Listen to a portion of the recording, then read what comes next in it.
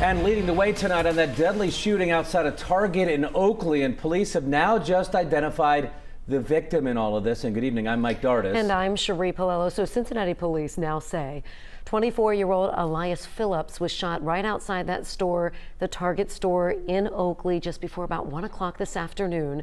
Phillips was transported to UC Medical Center where he died. Police have not released any suspect information, but we're told that shooter is still on the run. And we are bringing you live team coverage tonight on what happened and the search for whoever did it. And we begin tonight with WLWT News 5's anchor Stephen Albritton with the very latest. Stephen? Yeah, like you guys mentioned, 24-year-old Elias Phillips unfortunately passed away today. A day full of sunshine turned into a day full of darkness in an instant as police responded, not knowing what they were going to find when they got here. Attention District 2 unit, special attention for B2, report of an active shooter. A little before 1 in the afternoon, the calls came in to 911 of gunshots going off. Police quickly responding to what was originally believed to be an active shooter. 3245 Geyer in front of Target. No description occurring in front of the store. Those frantic calls turned into a high level of response for all available units. The calls came in in such a manner that led us to believe it was an active shooter situation that was dispatched as an active shooter situation. We were immediately able to get an enormous amount of resources, Cincinnati and Fire Resources here. Because of those calls, law enforcement, our incredible CPD was here within minutes. CPD and SWAT gear on and ready for the unknown. But inside, all they found were customers and employees hiding out for their own safety and no active shooter. In the meantime, those employees, shoppers, patrons did the right thing. They sheltered in place inside the Target store. Because they did that, once we secured the scene and we got the victim fire help, then we utilized our SWAT personnel to clear the Target building. The lone victim was the shooter's intended target outside the store. How many victims do we have? We have one victim in front of the Target store. He fired his gun and hit that individual in the parking lot just outside the front doors of the Target store. Innocent bystanders running for cover in those moments of chaos, all ending with the man dead. And of course, Target did not open up again after that incident today. Now, as far as the suspect in this case, police tell us that this person got into a car and drove off from here. Still no sight or sounds of him just yet. They are looking for him and hope to bring him to justice soon. Reporting live in Oakley, Stephen Albritton, WLWT News 5. Stephen, very busy area, chain stores, restaurants, all kinds of things. It's likely that this whole thing was captured on video. Any word at all on cameras out there? Yeah, actually, on a lot of the light poles out here in the parking lot, there are signs that say that this area is under surveillance. And just looking at the building, I counted 4 cameras on the front, 1 on each end of it, another one right above the Target symbol, and right underneath the doors, there's actually a camera right there on the right side that probably had a great view of everything happening right in front of those doors. So we shall see if police give us a look at those cameras once they are through with their investigation. All right, Stephen Albritton live for us tonight. More information to come on this for sure. Appreciate it, Stephen.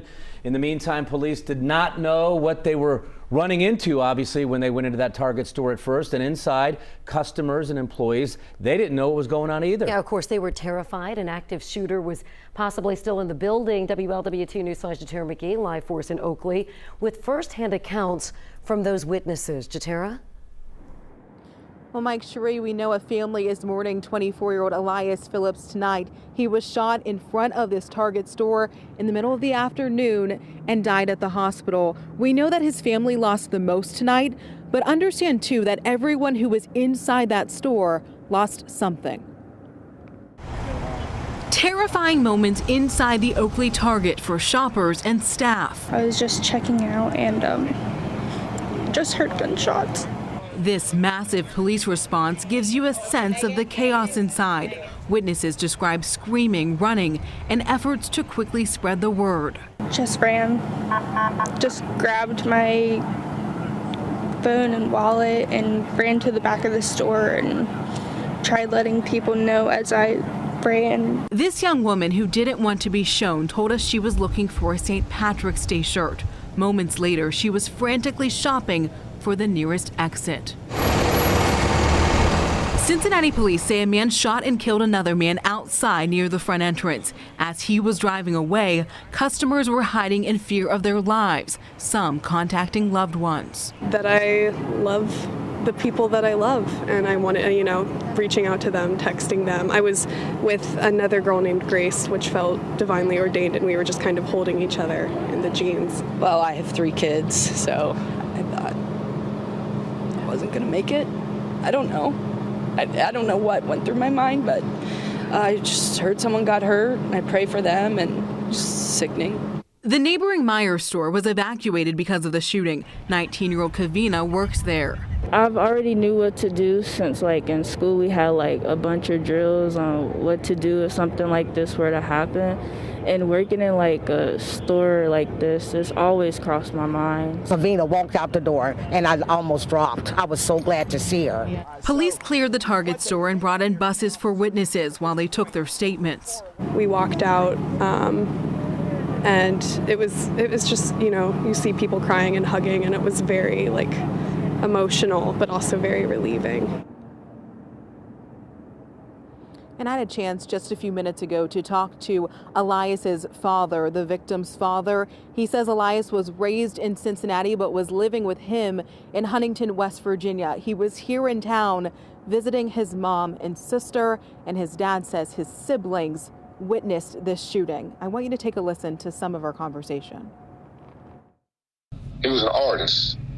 A great artist. He loved people. He would help people with anything they needed. A piece of my heart is gone. It's gone. And it can't be replaced. Tough conversation for sure. He said he wanted to talk about his son. He wanted people to know that he was ambitious, that he was pursuing a career in music, and that he was going to do great things. We're live in Oakley tonight. Jatera McGee, WLWT News 5. Jatera, quickly, did he have any idea how all of this transpired? Did he know the suspect? Any information about how all of this unfolded this afternoon? He did have an impression of how it happened, Cherie, but I want to make clear that he did not speak with police. He did not talk with investigators. The story that he got from the siblings who were also here and witnessed this is that there was some kind of incident inside the store, that he may have looked at the other man funny, or there was some kind of indication that the other man wasn't pleased with him. He comes out the store and waited for them to leave, and that's when he got out his car and started shooting. It is just awful. Our heart goes out to that family, as I'm sure they are just beginning to process what in the world happened today to their son. Jatera McGee, live for us outside the Target store tonight. Thanks for that update. We appreciate it. And our team of reporters have been tweeting updates throughout the day and night for you, so make sure you're following them on Twitter for the very latest information as news is breaking. You can also find full interviews with police and statements city leaders were making today. It's all on our website. Go to WLWT.com.